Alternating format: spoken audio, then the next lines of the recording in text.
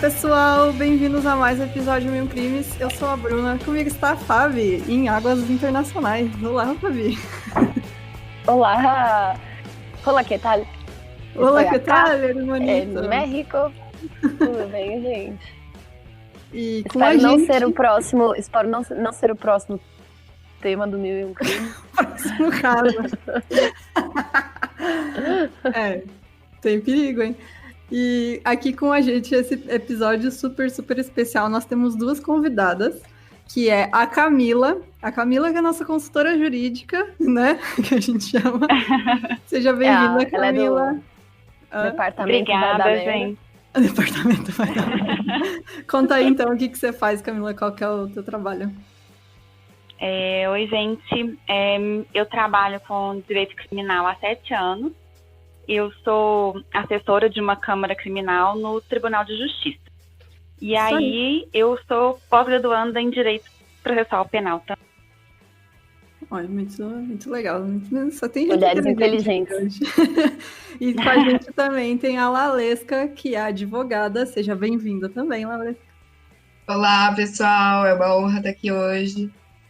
Conta também pra gente do teu trabalho. Gente, eu sou advogada criminal, focada em direitos humanos e crimes de gênero. Sou mestranda em direitos humanos e meu objeto de pesquisa desde 2016 é pornografia de vingança. Nossa, perfeita. Eu até arrepiei aqui, gente. Especialista em acabar com machos. Eu tenho.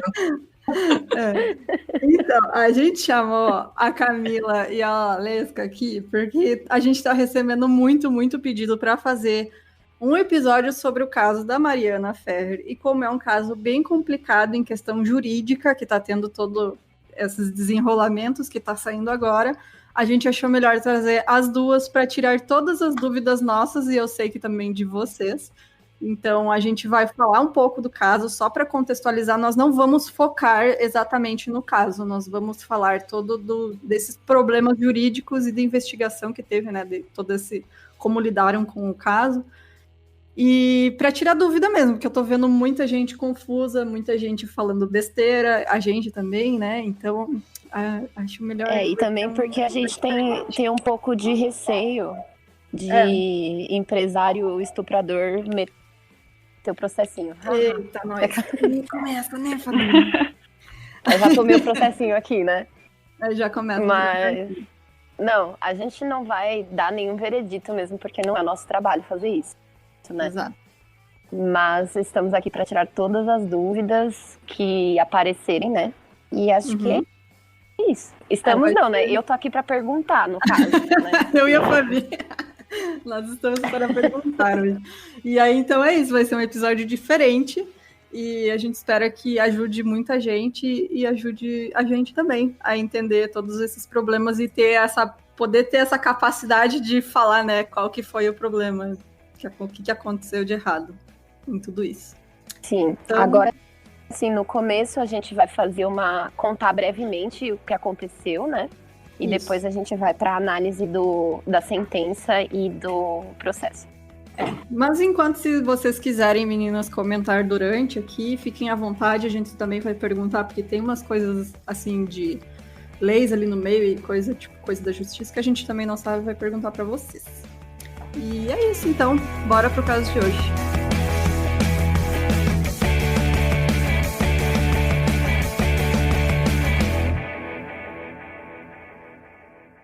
A Mariana Ferrer, ela era uma modelo e conhecida no Instagram por ser uma influencer de moda. E no dia 20 de maio de 2019, os seus seguidores foram surpreendidos com um longo relato envolvendo estupro, com a foto de uma calcinha manchada de sangue ao lado de uma solicitação de exame pericial. No texto, a Mariana disse o seguinte: "Não é nada fácil ter que vir aqui relatar isso. Minha virgindade foi roubada de mim junto com os meus sonhos. Fui dopada e estuprada por um estranho em um beach club dito seguro e bem conceituado da cidade. Esse crime teria acontecido no Café de La Musique em dezembro de 2018, que é um beach club de alto padrão em Florianópolis, Santa Catarina, e possui mais 13 unidades no Brasil. Então, na noite do crime, ela estava trabalhando como embaixadora de uma festa. Essa festa era a abertura do Verão Music Sunset, do Beach Club, e os ingressos variavam entre 100 e R$ 1.500.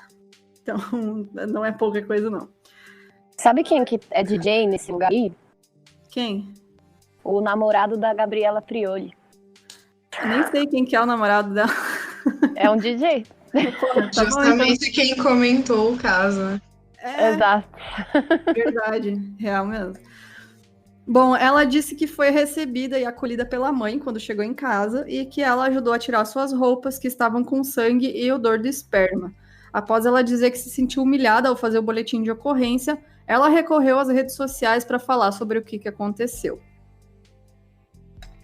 Bom, que quando ela fala de ser humilhada ao fazer o boletim de ocorrência, eu vou pedir para as meninas aqui comentarem para as nossas convidadas sobre isso um pouco, porque a gente costuma ver que é muito normal essa queixa das vítimas, não é?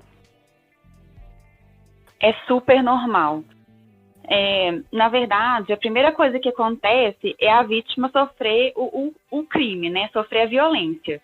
E aí, logo que ela chega na delegacia, a violência permanece. Porque imagina, você acabar de sofrer um estupro e ter que contar detalhes do acontecido com um monte de homens que, assim, não tem a menor compaixão com o que você acabou de sofrer. Então, aí a gente já começa a falar de uma revitimização, né? Ela começa a ser vítima secundária, que a gente chama. Eu mesma, como advogada, eu sempre tento acompanhar as vítimas, mesmo que seja um caso à distância, na delegacia, porque eu já sei que eu sempre conto com a possibilidade, assim, de 90% das vezes acontecer um tipo de vitimização dentro da delegacia. Seja por meio do tratamento do próprio delegado ou da delegada, mas também por meio de coisas instrumentárias do processo, que é não ser informado dos seus direitos, não ter uma oitiva especializada sobre o caso, né? Porque em casos de dignidade sexual, por exemplo, a gente tem que ter uma oitiva especializada sobre isso, uma pessoa preparada para colher esse testemunho, e o que geralmente não acontece, né? E como eu estava comentando até mesmo com vocês antes do programa, muitas vezes os próprios operadores de direito não estão a par das atualizações da legislação, então algumas leis novas, eles nem vão entender que são crimes, né? Enfim. Nossa, é complicado isso. E não é à toa que muitas vítimas não denunciam, né? Porque só esse processo é um trauma, né? Um trauma a mais além do ocorrido, né? No texto, ela dizia não ter lembranças do rosto do autor do crime e que lá tinha sido deixada por conhecidos, não recebendo nenhum tipo de assistência dos seguranças. Ela também deixou acusações sobre a Polícia Civil, falando que eram omissos e que protegiam a identidade de quem teria cometido o crime, por se tratar de um homem poderoso. Também falou que as investigações tinham depoimentos deturpados, laudos manipulados e que o advogado de defesa estava sem acesso ao inquérito que estava acontecendo. Em seu texto falou, empenhada em proteger apenas o criminoso e o local do crime por se tratar de pessoas de poder e dinheiro, depois que descobriram quem é o estuprador e qual o local do crime, o comportamento comigo e com minha família mudou.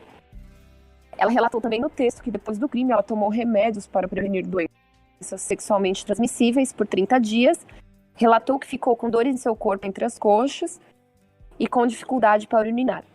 Aqui só já começando, né, essas dúvidas jurídicas, nesse caso o advogado de defesa sem acesso ao inquérito, em que caso isso pode acontecer, gente?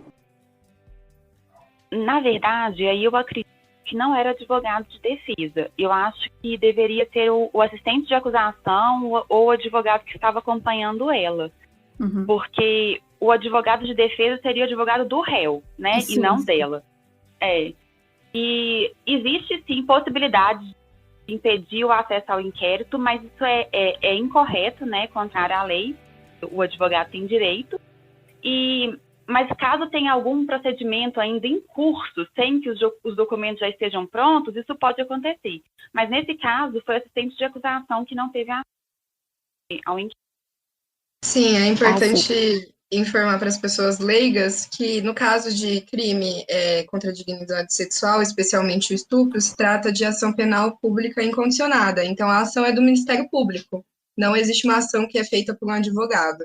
A titularidade é dele. Então, o advogado que entra para auxiliar a vítima, ele é o assistente de acusação.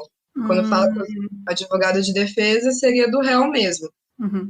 Como a própria Camila disse, é bem provável que isso aconteça, mas ainda assim demonstra uma falha de comunicação entre o Ministério Público e o assistente de acusação, né? Que acontece bastante, porque no caso da Mariana teve uma mudança, né? Entre os promotores, que um entendia como se o estupro tivesse acontecido, e o segundo que assumiu depois pediu a absolvição do Aranha. Então, pode ser que nessa mudança, o segundo promotor tenha, talvez, não se comunicado com o assistente de acusação.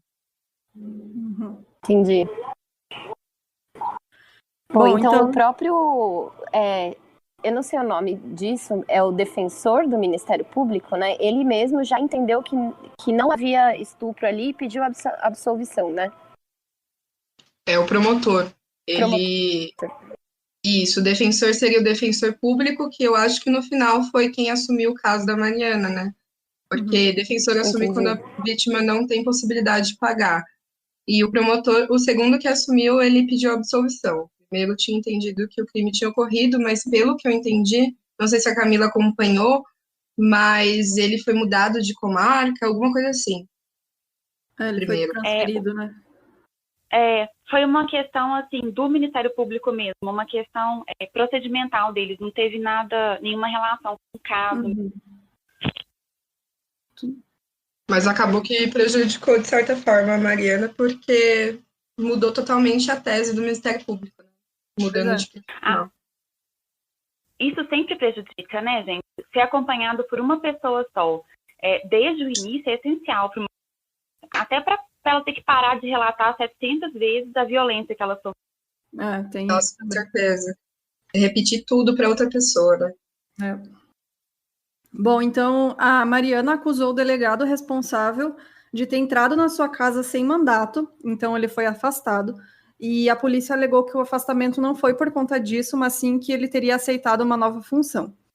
No lugar ficou uma delegada que no momento ainda não tinha passado os autos do inquérito para a defesa e a família não tinha o contato da investigadora. Então, na nota oficial do Café de la Musique, eles esclareceram que tinham dado todos os vídeos da casa e estavam fornecendo informações para as autoridades. O Leonardo Pereira de Oliveira Pinto, que era o advogado do Café de la Musique, afirmou que o estabelecimento de luxo trabalhou junto da polícia, mas não procurou a Mariana depois do ocorrido ou deu algum tipo de assistência. Então, depois de um tempo no Instagram, ela tinha mostrado uma manipulação de foto feita pela defesa.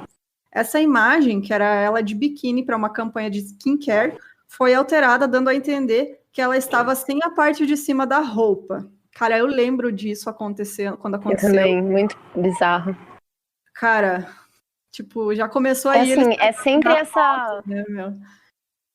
A gente já percebe esse processo de cunho misógino, né? Quando eles tentam desmoralizar a vítima pelas roupas que ela usa. Eu lembro que teve uma vez que eu trabalhei numa agência de publicidade que eu processei. E no processo, eles tinham fotos do meu Instagram, do meu Facebook, eu, bebendo com os meus amigos e falando assim, olha, ela bebia no sábado, então ela não deve trabalhar direito. Sabe umas coisas assim? Nossa. Pois é. E aí eu queria aproveitar e pedir o comentário das meninas aqui sobre como que o juiz encara esse tipo de desmoralização. Ele entende que isso é uma tática do advogado e que é uma tática misógina e arcaica? Olha, eu entendo. O juiz não pode nem aceitar esse tipo de documento no processo. Porque qual é a importância da foto de uma menina fazendo uma campanha, ou não interessa, simplesmente porque ela queira mostrar o seu corpo no Instagram. Não importa isso para o processo. Isso não faz com que ela seja culpada ou não pelo crime. Então, assim, o juiz, ele não tem essa autonomia de provas, ele não pode produzir provas. Ele pode aceitar ou não aquilo como legítimo nos autos do processo. E o que eu entendo desde sempre é que isso nunca poderia ser. Esse tipo de argumentação não pode ser colocado como foi dessa menina. Tanto as fotos que foram modificadas, quanto as fotos que não foram, isso não interessa, sabe? Não, a gente não está julgando a vítima. A vítima não tem culpa de nada. Sim, não tem cabimento ao processo por questões óbvias, né? É absurdo a gente estar gravando um programa aqui tendo que dizer que o fato dela tirar uma foto em posição chamativa ou com uma roupa menor, isso influencia nos fatos, né? Mas eu, pessoalmente, assim, comentando como mulher mesmo, eu acredito que pelo fato da Mariana ter tido o ímen rompido, né? E ela ter sido virgem, acho que eles tiveram que apelar para as fotos, porque senão eles apelariam para situações sexuais da vida dela, quantos parceiros ela teve e tal. Isso acontece bastante, inclusive. Principalmente em estupro de vulnerável quando inclui crianças, né? Quando entra naquela fase de vulnerabilidade relativa, que é dos 14 aos 18. Muitos juízes ainda consideram se elas tiveram tantos parceiros para calcular a vulnerabilidade dela. Porra, mano. Bizarro. É absurdo, né? Bom, após essa exposição, o Instagram da Mariana foi excluído pelo Facebook e ela acreditava que a retirada foi por conta de denúncias de seu assessor, que no e-mail de notificação teria citado o processo que ela tem contra o acusado, o André Camargo Aranha. Isso fazia, para além da exclusão do seu relato, também seu meio de trabalho. Então, tipo, ela não só foi silenciada pelo que ela estava passando, mas ela é influencer digital, né? O trabalho dela é no Instagram. Então, você ter sua conta bloqueada, né? Apagada, você já tá perdendo o teu trabalho ali, teu emprego, né? Bom, a Mariana, ela tinha provas que conseguiu através de exames e registros policiais. Vídeos que mostram a incapacidade da vítima de consentir por ter sido dopada pelo agressor. Exames que identificaram o sêmen do acusado e constataram conjunção carnal, quando há a introdução completa ou incompleta do órgão do pênis, né, na vagina. E a ruptura do ímen, né? Isso daí, realmente, a gente sabe que antes da agressão, a Mariana era virgem. Ela nunca apontou o nome do acusado ao longo do processo, pois não se lembrava do rosto dele. Quem chegou à identidade do autor foi a Polícia Civil, em inquérito comandado pela delegada Caroline Monavic Pedreira. Na conclusão da investigação, a delegada relatou ter convicção do crime. André de Camargo Aranha é filho do advogado Luiz de Camargo Aranha Neto. Ele trabalha como empresário de jogadores de futebol. Na festa onde aconteceu o crime, o acusado estava acompanhado de Roberto Marinho Neto, um dos herdeiros da Rede Globo e fascista. A Fabi não perde uma, não. Não dá, né, velho? Mas cara, o ingresso de até R$1.500, quem você acha que vai estar lá, né? Não é gente pequena, não, né? Fabi, já te amo, viu? E a gente sabe que... desculpa, pode falar, gente. Desculpa. Não, eu só ia comentar que é engraçado que o advogado de defesa ficou usando as fotos dela, né? Falando que ele não queria ter uma filha assim, só que ninguém pensou que o André Aranha estava lá no mesmo ambiente, que é tão condenável que ela estava bebendo tanto quanto que ela estava trabalhando ainda, né? Exato. Ela não estava curtindo o rolê. E é incrível que nessas pequenas coisas que a gente percebe que não tem a mesma visão do homem para a mulher. Muito pouco a gente vai ver os advogados usando fotos dos homens, assim, para comprovar a absolvição, a inocência dele, ou quantas parceiras sexuais ele teve, enfim. Arcaico. Ninguém questiona os comportamentos do homem, né? Foda, cara. Então, de acordo com a advogada da Mariana, a Jackie Franciele Anacleto, a repercussão nacional do caso fez com que outras mulheres comentassem na postagem e enviassem mensagens à Mariana falando que passaram por situações similares nesse mesmo beach club. Então, no dia 9 de setembro, o juiz Hudson Marcos, da Terceira Vara Criminal de Florianópolis, aconteceu o julgamento, então, do André Camargo Aranha, acusado de estuprar a influenciadora digital Mariana Ferrer no Café de La Musique, em Jurerê Internacional, em dezembro de 2018. O advogado do André Aranha é o Cláudio Gastão da Rosa Filho, um dos mais caros de Santa Catarina, e já representou judicialmente o Olavo de Carvalho e a Sara Geromini. Só gente boa, né? Onde há fumaça há fogo, né, gente? Pelo amor de Deus. Você vai representar a Sara Winter assim, é engraçado quando alguém fala filósofo Olavo de Carvalho, né? Tem que ter coragem, né, velho, pra chamar o cara disso. Será que quando ele representou a Sarah Winter, ele ficou usando as fotos dela nos protestos então, das vadias? fora, né? Cortando o pinto do boneco do Bolsonaro. Aquela Bom, segundo o site ND+, para quem não sabe, a ND é a filial da Record, aqui em Santa Catarina. O advogado de defesa de André Aranha, o Cláudio Gastão da Rosa Filho, fez comentários sexistas sobre a vítima. Enquanto o defensor do acusado de estupro mostra as fotos, ele narra que a influencer está com o dedinho na boquinha. Ele também diz que as poses de suas fotos eram ginecológicas e também porque você apaga essas fotos e deixa só a carinha de choro como se fosse uma santa. Só falta uma auréola na cabeça. Então, assim, né, cara, aquela coisa, você tá dizendo que a mulher foi estuprada porque estava de mini saia, e nesse caso, não, você tá dizendo que como que você foi estuprada se você posta foto pelada na internet? Como se uma coisa excluísse a outra, né, tipo, porque ela posta foto sem roupa, daí ela não pode dizer não, né? Como se o estuprador fosse olhar o perfil da vítima no Instagram. Né? Exato. Essa é estuprada. Né? Ai, gente, é uma palhaçada mesmo, né? Porque é tão... Esse negócio, o jeito... Vocês viram o vídeo, né, gente? Sim. É surreal, assim. Dá vontade de agredir aquele senhor, não dá?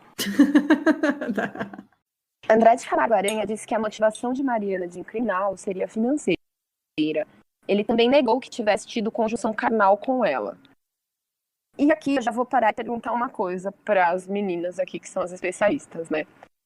Gente, no fim das contas, teve a conjunção carnal, a gente sabe disso, né? É um fato. E o fato dele ter mentido isso, o que isso acontece, assim? Ele não é, sei lá, isso não é perjúrio? Não sei. O réu, ele não tem essa obrigação de contar a verdade, assim, vamos dizer. Porque não se ele não né? tem... ele não pode se incriminar, ele tem esse direito de não se incriminar. Tanto que ele pode até ficar em silêncio, ele não precisa nem falar nada se ele quiser. E processo é esse debate mesmo, são duas versões. Uma contra a outra debatendo e o juiz de espectador decidindo qual que é a versão mais crível para ele, a mais provável. Então, ele não tem essa obrigação de falar a verdade. Então, que canalha. Tá bom. Não, mas... Ele não tem a obrigação mesmo de produzir prova contra si mesmo, mas se isso fosse utilizado na argumentação do promotor, seria válido, não seria circunstancial, tipo assim, não seria o argumento necessário para uma condenação, mas seria muito mais relevante do que o uso de fotos da pessoa. Pois e aí entra a minha pergunta. Os promotores não usaram isso, né? Contra ele. Tipo, você mentiu, não. Você nem disse que nem transou com ela, mas aqui a prova que você, pelo menos nisso, você estava mentindo. Não foi usado isso, né? Não. Porque, na verdade, ele fala que não teve conjunção, né? Ele não transou com ela, mas ele fala que praticou outros atos, né? Com ela. E que ele ainda solta, tipo assim, pode ter saído uma gota que poderia ter o meu esperma. Ou então ela sei lá, pegou meu copo e tirou meu DNA. Ele inventa. Ai, gente, eu li o processo, mas ele bizarro. Fala de sexo oral, não fala que ele praticou sexo oral nela? Sim. Não, na verdade, ele fala que não teve coragem, porque o cheiro não estava muito... Ai, não acredito nisso. É verdade. Eu tô rindo porque é absurdo. Bizarro. Né? É absurdo. Eu ainda não terminei de ler o processo inteiro, porque ele tem muitas páginas, mas até onde eu vi, eu lembro que ele falou que ele tinha praticado outros atos, mas nenhum era algum tipo de penetração, seja pelo pênis ou pelo dedo. Então, eu não sei como romperia o ímen, né? Mesmo se ele tivesse praticado sexo oral. Pois mas assim, minha pergunta seria mais, tipo, a promotoria não usou isso. Isso quer dizer que a promotoria nem estava preocupada em ter uma tese ok, né? Tipo, que defendesse ela, sei lá. Eu posso tentar explicar um pouquinho a questão do crime? Pode. Porque é o seguinte, ele foi denunciado pelo Ministério Público por estupro de vulnerável. Então, o que seria isso? Praticar a conjunção carnal ou ato libidinoso no caso dela, como ela é maior de 14 anos, seria com uma pessoa que não poderia oferecer nenhum tipo de resistência. Sim. Então, o que o Ministério Público entendeu desse caso? O Ministério Público entende que teve conjunção carnal e que os dois tiveram uma relação sexual. O que ele fala que ele não conseguiu comprovar é que ela não tinha condições de oferecer resistência contra o réu. Uhum. E ele também fala que não conseguiu comprovar que o réu tinha consciência de que ela estava vulnerável. Porque o que acontece? Tem uma coisa do crime que chama dolo, né? Que é a intenção dele de ter conjunção carnal com alguém que não podia reagir. A partir do momento que não foi comprovado que ele tinha essa intenção e de que ela realmente não podia oferecer resistência, afastou a tipicidade do fato. Tipo assim, o fato não se encaixa mais ao descrito na lei. Então, ele pediu a absolvição do réu por isso, porque teve conjunção carnal, mas o que ele não sabe é que se ela estava vulnerável ou não. E isso na audiência é muito nítido, quando o advogado da defesa, ele tenta mostrar que vulnerável seria uma pessoa que estivesse desmaiada, que não conseguisse conversar, sabe? Que a gente sabe que não é muito bem assim, né? A gente sabe que às vezes a pessoa, ela consegue falar, mas ela não consegue coordenar os movimentos para se defender, para empurrar o cara. Nem responder por ela mesma, né? Também. Ela não consegue falar, tipo assim, eu não estou consentindo isso, eu não quero, por exemplo. E aí chega mais um problema. Crime sexual é sempre clandestino, é sempre escondido. Todo mundo viu ela subindo, mas e se lá ela desmaiou? Tipo, ela teve um apagão. A gente não sabe isso. Todo mundo viu ela subindo ajudada e descendo encostada na parede, tipo assim, mas ninguém sabe o que aconteceu lá dentro. Sim. E foi isso que não conseguiram provar. Então, tipo, estupro ele acha que teve a conjunção, mas o resto... Então, no caso, eles... Poderia ser uma... Putz, como é que é? É tipo, eles escolheram fazer essa acusação de estupro de vulnerável pela condição dela, né? Mas eles poderiam, por exemplo, dizer que só foi estupro, assim, sem precisar ser de vulnerável? Se eles quisessem? Não podia, porque o que ela relatou para a polícia foi exatamente isso, que ela nem se lembrava do rosto dele porque tinha sido drogada. E o estupro comum teria que ter violência ou grave ameaça. E ela não relatou isso, ela relatou apenas que tinha sido drogada. Então, assim, o Ministério Público tem que denunciar de acordo com o que ela relata. Sim, pelo relato dela. Entendi. Então, comentando uma coisa rapidinho. Basicamente, o que a Camila explicou é o erro de tipo, né? Quando a pessoa ela tem uma falsa percepção sobre os fatos. Então, meio que o que o Ministério Público falou é que o André ele teve uma falsa percepção sobre ela estar consentindo o ato.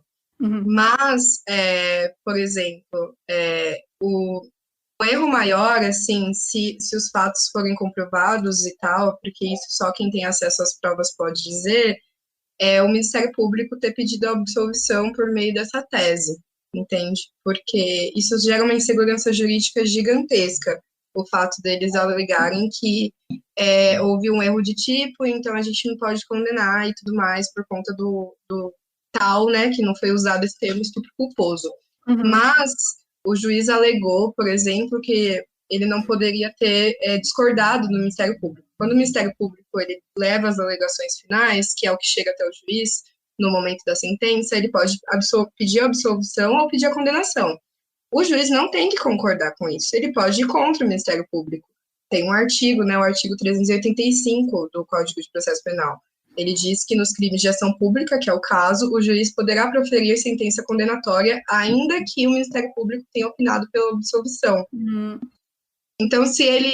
Inclusive, tem um outro recurso, né, que é utilizado também pelo juiz, que é o artigo 383, que é o emendatio, que basicamente diz que, sem modificar a descrição dos fatos, ele pode atribuir definição jurídica diversa. Nesse caso, como a Camila mesma disse, não caberia. Por quê? Porque para ele mudar a definição para estupro comum, ele teria que modificar a descrição dos fatos. E a descrição dos fatos são de que ela não estava consentindo, né? Então, isso seria modificado. Mas, se ele tivesse convencido, né, é porque a tese da absolvição do juiz foi a ausência de provas. Se ele achasse que as provas estavam contundentes, ele poderia ter condenado sim. Entende? Isso que tem que ser falado. Ele não precisa concordar com o Ministério Público. Uhum. Nesse ponto eu discordo um pouco. Estamos aí para debater. Pode falar. Eu discordo por um motivo bem processual, assim. Na verdade, é até meu objeto. A Constituição Federal, ela estabelece para o sistema processual penal um sistema que chama sistema acusatório. Só que até então, ninguém aceitava muito esse sistema acusatório. O que seria isso? Seria o Ministério Público tem o poder de acusar, a defesa defende, e o juiz ele só pode ser um espectador. Assim, ele não pode produzir prova, ele não pode fazer nada. Com o pacote anticrime, que é esse pacote do Moro, que todo mundo ficou sabendo dele, inseriram no Código de Processo Penal o artigo 3º-A. Esse artigo fala expressamente: o sistema processual brasileiro será o acusatório. Dentro do sistema acusatório, se o Ministério Público, quem tem o poder, né, de acusar, fala que não tem prova suficiente para isso, o juiz não poderia condenar, mesmo com 385. E essa foi, inclusive, a justificativa do juiz na sentença. Ele fala, olha, a partir do pacote anticrime que entrou em vigor agora, né, em janeiro, se o Ministério Público pede absolvição, eu não posso mais acusar. Então, assim, eu sempre achei que o sistema tem que ser o acusatório, porque a partir do momento que a gente aceita o sistema inquisitório, no Brasil, a gente aceita ele para qualquer coisa. Inclusive, imagina, sei lá, pega um carinha na rua com uma buchinha de maconha. O Ministério Público fala, poxa, isso é uso de drogas. Aí o juiz, não, eu estou convencido de que ele estava traficando uma bucha de maconha, entendeu? Então, tipo assim, eu sou 100% a favor desse tipo de sistema acusatório. Em alguns momentos é triste, como nesse caso, mas eu acho tecnicamente correto, sabe? Assim, eu não acho incorreto. Não, concordo. Você trouxe esse pontuamento do pacote anticrime e, sinceramente, eu ignoro tanto o pacote anticrime que eu esqueci desse detalhe. Não, de fato, meio que é que o direito é uma bagunça, né? A gente tem um artigo que prevê essa possibilidade, aí surgiu esse pacote que meio que fala, despreze esse artigo. Mas, de fato, o artigo pode ser bom e ruim ao mesmo tempo, porque pode ser que, como o exemplo trazido pela Camila, antes do pacote anticrime, quando eu estagiei muitos anos no Ministério Público, eu já peguei audiências de caso de pessoas que estavam portando 2 gramas de maconha e tinham plantas em casa, né, que era para consumo próprio, e o Ministério Público quis denunciar por tráfico e o juiz com quem eu trabalhava colocou como uso, porque claramente ele não tinha intenção de traficar, ele tinha intenção de usar.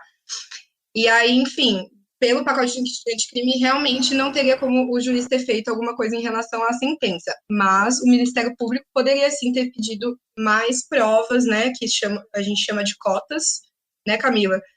Se ele achasse que tinha provas insuficientes, ele podia, antes de trazer alegações finais, que é o final do processo, ele podia ter falado, bom, ainda não tem prova suficiente, vamos pegar mais, sabe? Mas ele não teve uma atuação muito assim, né, tanto pela questão das câmeras e outras coisas que a gente viu tanto nas matérias quanto na própria sentença. Ele basicamente falou, a gente quer a absolvição dele, né? Mas existem outras formas, né, de fazer isso direito, porque de contestar essas provas, não contestar as provas, gente, desculpa, eu tô me sentindo muito burra perto de vocês, aí eu começo a ficar nervosa, tá? Até parece. Mas assim, existem outras formas dele fazer a coisa do jeito certo, né? E não colocar não revitimizar a Mariana no caso, porque, pelo visto, parece que ela que estava cometendo algum crime aqui, né? Bom, um diálogo que foi muito veiculado por vídeos, onde a Mariana disse, muito bonita a foto, por sinal, o senhor disse, né? Cometendo assédio moral contra mim, o senhor tem idade para ser o meu pai. O senhor tem que se ater aos fatos. E isso foi naquele vídeo que a gente viu que saiu no Estadão, que é o vídeo, um pedaço da audiência, né? E então, Gastão, né, o advogado de André, disse, graças a Deus eu não tenho uma filha do teu nível. Graças a Deus e também peço a Deus que meu filho não encontre uma mulher feita você. E já que a gente entrou nesse assunto de filho, eu queria também lembrar sobre o Constantino, né? aquele... Ele é um pedaço de repórter, merda, né? Puta que pariu, cara, olha. que disse que se a filha dele tivesse, nas palavras dele, saído e se drogado, porque, teoricamente, né, ele disse que ela estava saindo e se drogando, e chegado em casa e dizendo que foi estuprada, ele daria uma bronca na filha e não processaria o cara. Gente, e é muito louco, né, esse negócio dos homens defenderem homens. Porque, óbvio que o pai de uma menina não quer defender o estuprador, mas por, sei lá, uma construção do machismo, eles se colocam uns aos lados do outro, né? O que a gente chama de broderagem, né? Exato, exatamente. E inclusive a mesma broderagem que pode ser encontrada no Tinder, no Grindr, aquela só começa, né? Aquela coisa de brother, né, gente? B de brother, LGBT de brother. Mas assim, voltando, é só pra falar que, por exemplo, já aconteceu comigo de sair e um cara mexer comigo na rua, eu tava com meu pai, e meu pai falar que mandou eu sair de shortinho.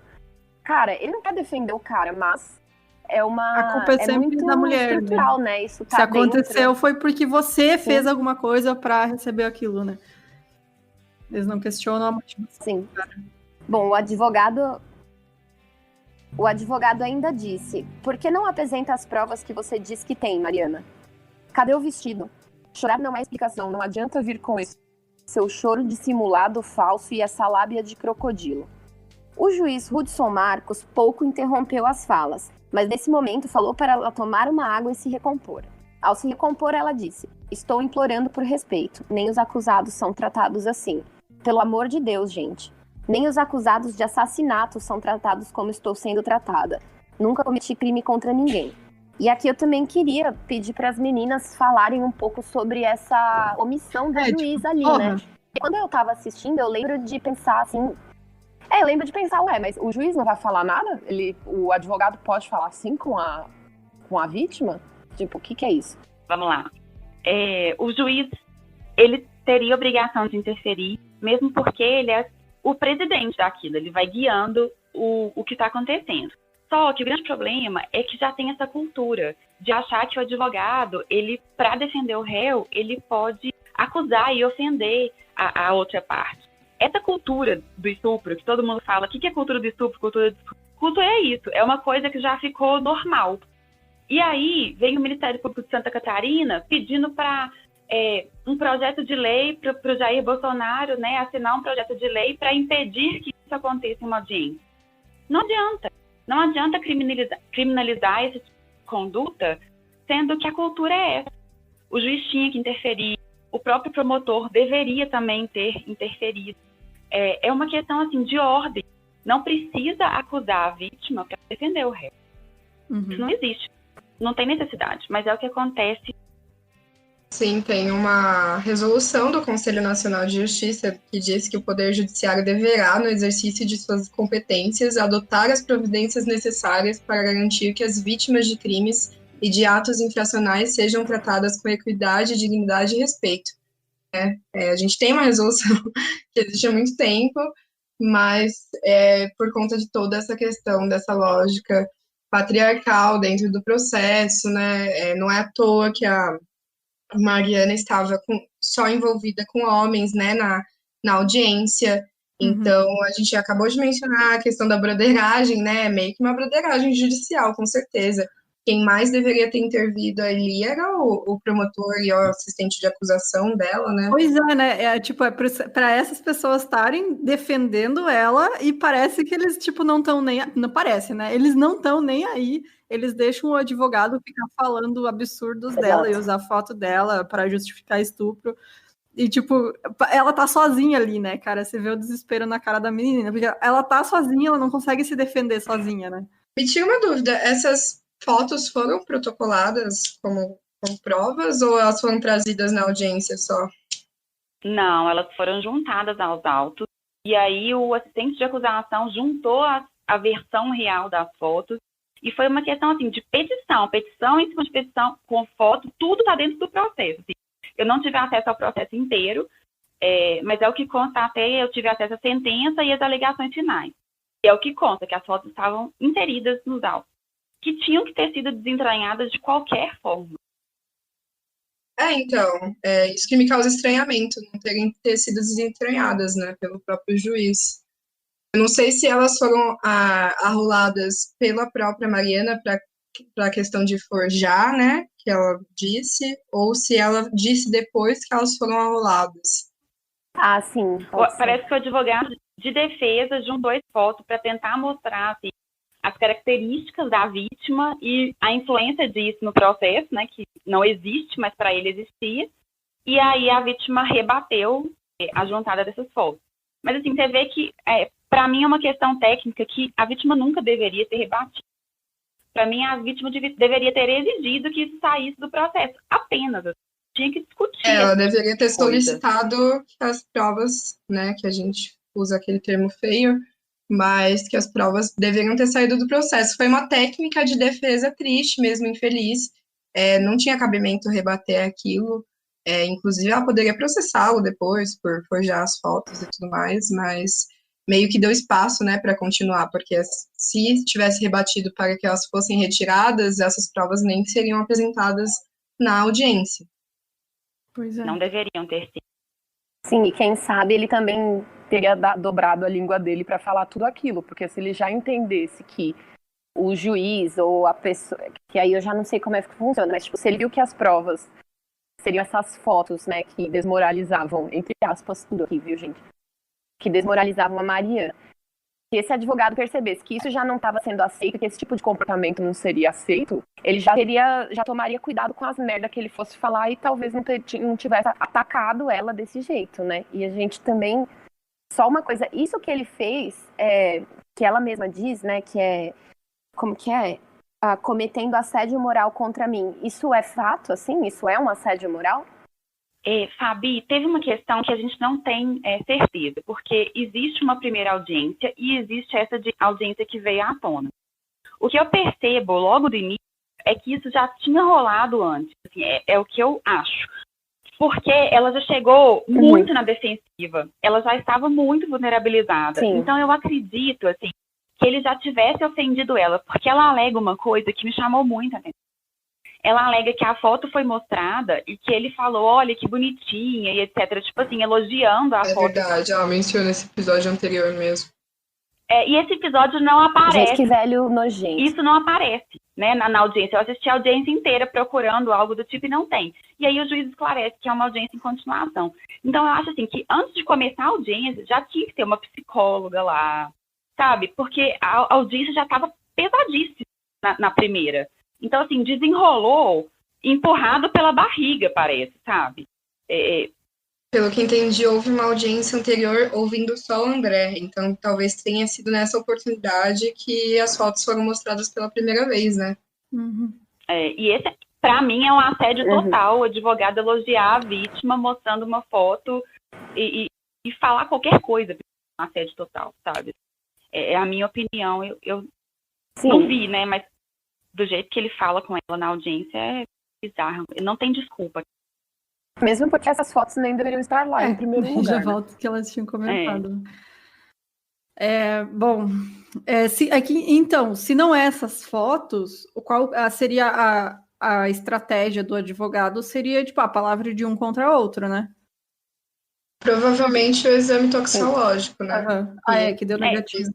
Comprova, eu acho assim que a estratégia de um advogado bom seria comprovar realmente que não teve a vulnerabilidade. Só isso. Não precisava falar nada da vida da menina para comprovar isso, sabe? Exato. E ainda tinha o laudo negativo. Não precisava nada. Pois então, Mas ele usou o que era mais pertinente, né? O que convence mais o sistema, enfim. Infelizmente, essa é uma verdade. Que é cultural, né? Então, o cara não é burro, né? Ele de certa forma, ele não foi burro. Esse é o triste de se dizer. Ele adotou uma tática que funcionou, né? E essa é a verdade. O que a Camila diz muito, e eu repito, é que a questão toda do processo da Mari foi uma sucessão de erros, sabe? De várias partes, na verdade. Então, para as pessoas leigas, elas não entendem que, tipo assim, esse processo deveria ter sido reformulado desde o começo. E o que a gente pode comentar aqui com precisão é a violência institucional que ela sofreu por meio do advogado, porque isso é incontestável, né? Uhum. Exato. Saiu o vídeo, né, dessa audiência, essa segunda parte aí inteiro, e que você mais vê nos comentários é as pessoas, tipo, indignadas, tipo, já jogando ela na fogueira, né, falando, eu acreditei nessa menina, ela mentiu e não sei o quê. Aí você vê que as pessoas nunca tiveram muito do lado da vítima, né? Qualquer escorregadinha da vítima, da mulher, sim, né, que tá acusando o estupro, ela já é desacreditada, né?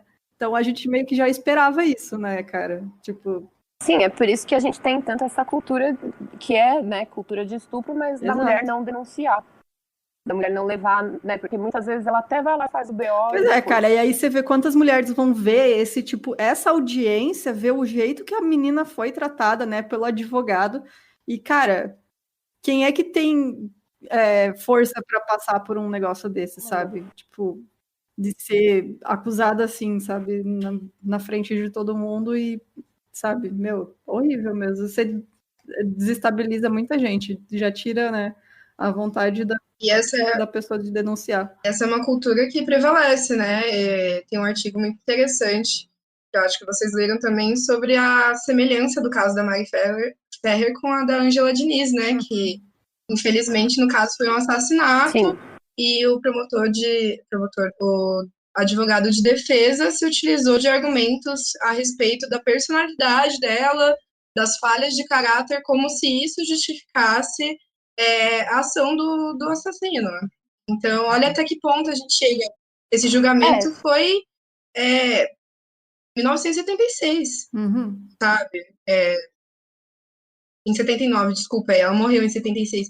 E, tipo assim, olha isso, a gente continua, depois de 40 anos, tendo a mesma lógica machista dentro do processo, em que permite esse tipo de argumentação. É absurdo, tipo, a gente está discutindo aqui que não deveria ter sido falado esse tipo de coisa, que até o ministro Gilmar Mendes falou que foi um processo de terrorismo psicológico, e foi tortura o que a Mari sofreu. Independente da gente opinar aqui se o crime de fato aconteceu ou não, aquilo é inadmissível em qualquer tipo de processo. Exato, Acho que é muito fruto de um sistema muito punitivista, né? De tipo, roubou, tem que cortar, não. Bebeu, tem que ser estuprado, sabe, assim? Ele tá botando a culpa na vítima, né? E que ela tem que ser punida por ser mulher numa casa de show, bebendo, né? Bebendo, tem a ficha dela de dizer que ela tinha tomado um gin só, né? E, enfim, ela tava trabalhando lá. Ei, escuta esse recadinho. O Case File foi ao ar em janeiro de 2016 e logo chamou a atenção pela sua produção diferenciada. O host é anônimo e pesquisa profundamente os crimes, investigações e julgamentos dos casos do mundo inteiro, dos mais notórios aos desconhecidos. Já são mais de 160 casos que o Case File cobriu e mais de 400 milhões de downloads desde a sua estreia. Eles chegaram a ganhar por 4 anos seguidos, de 2016 a 2019, o prêmio de melhor podcast pela Apple Podcasts, além de ganharem também destaque nas revistas Rolling Stone, Time e Vice. Mas por que estamos falando do Case File se é um podcast em inglês? Bom, porque eles vão lançar pela primeira vez os episódios mais populares em português. Os episódios foram produzidos pela equipe do Case File, com um narrador brasileiro totalmente anônimo para manter todo o estilo e qualidade pelo qual o Case File é conhecido. Não, eu conheci o Case File faz muito tempo, é um dos podcasts que eu tava escutando da gringa, né? Inclusive, eu comecei a escutar eles pelo episódio do Toy Box Killer, que a gente cobriu também, mas foi o único podcast estrangeiro que cobriu esse caso na época, e assim, eles fizeram um especial de 3 episódios, é muito bom. Então eu recomendo para quem consegue entender inglês, escute o Case File, né, o original, e para quem não entende inglês, então agora vai ter em português. Vão ser 10 episódios nessa primeira temporada, com episódios de crimes reais do mundo todo, como a de um serial killer brasileiro, uma criança desaparecida misteriosamente em Portugal e uma rede global de pedofilia online. Ele acabou de estrear agora no dia 17 de novembro e vai ser lançado toda terça e quinta-feira. Então inscreva-se e ouça gratuitamente o Casefile em português no Spotify, Apple Podcasts, Deezer ou qualquer outra plataforma de sua preferência. E é isso! Valeu, escutem o Casefile. Casefile.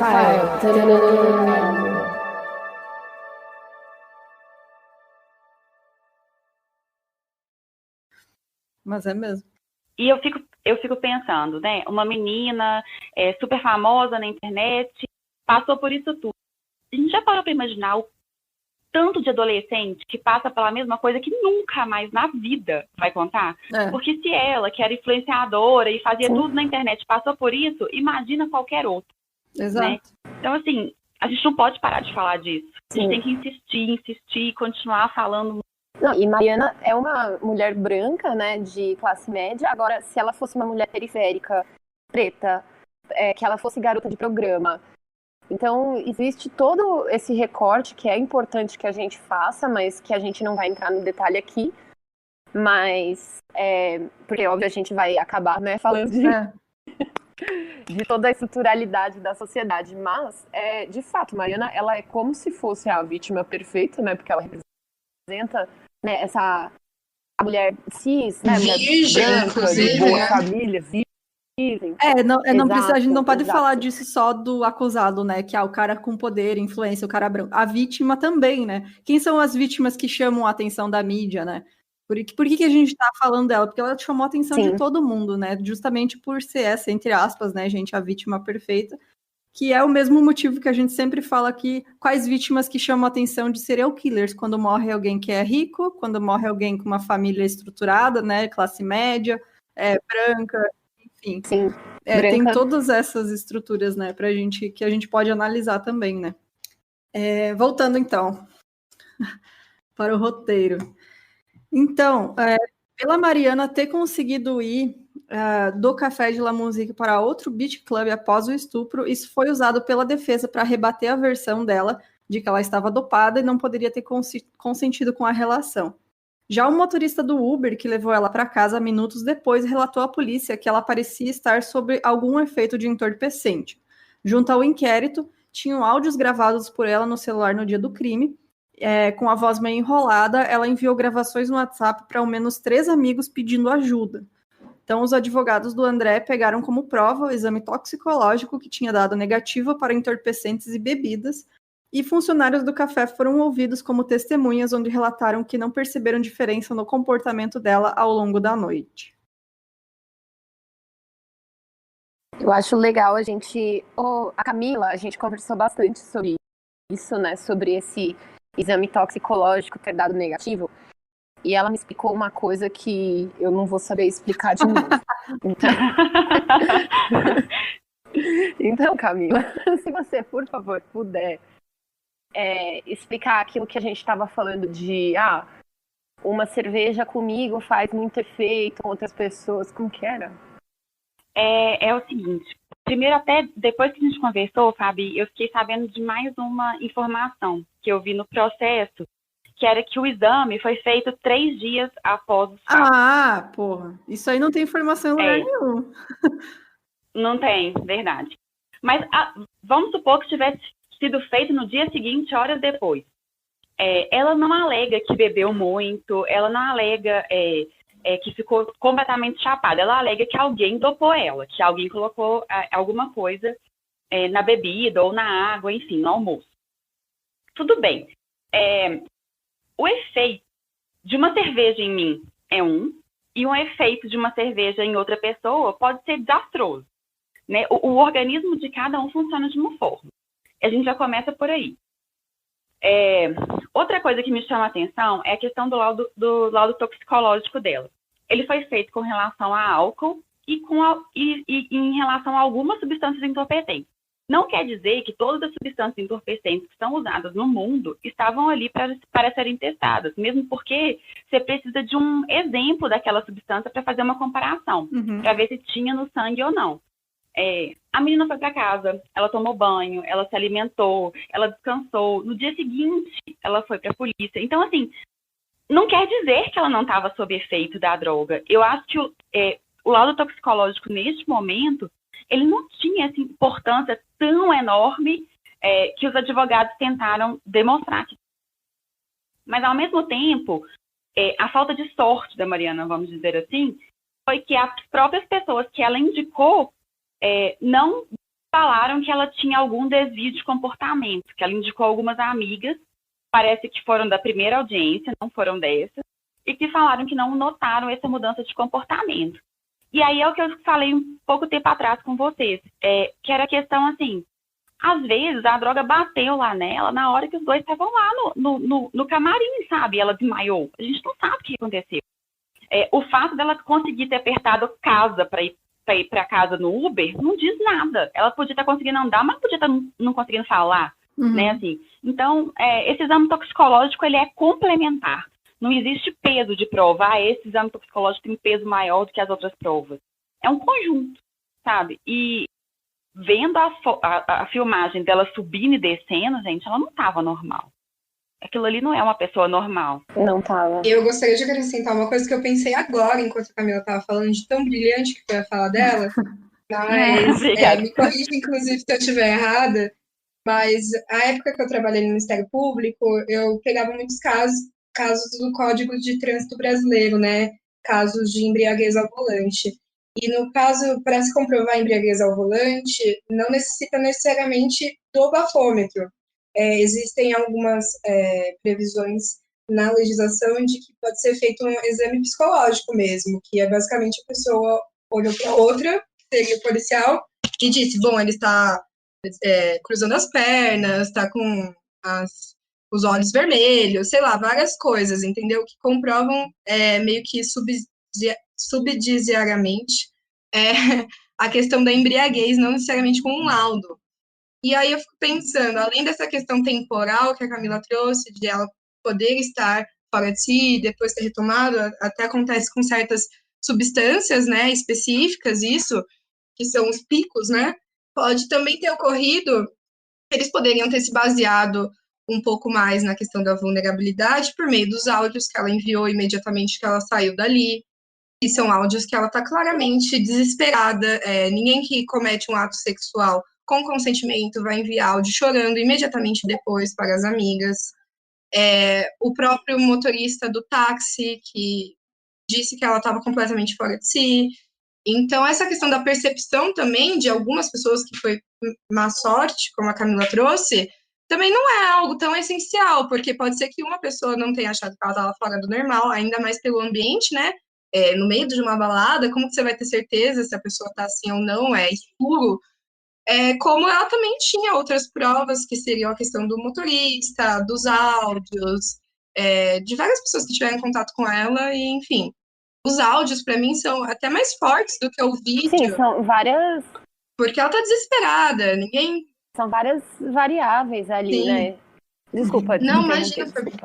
Mas é só isso, assim, não tô dizendo que elas são provas cabais, mas são provas que contrapõem a questão do laudo.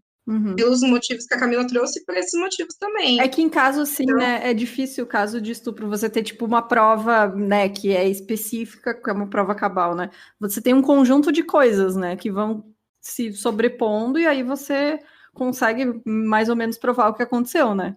Além de ser, tipo, a versão de um contra o outro, né? Então, nesses casos, eu acho muito difícil você ter uma prova definitiva, a não ser que tenha câmera, né, no lugar e tal.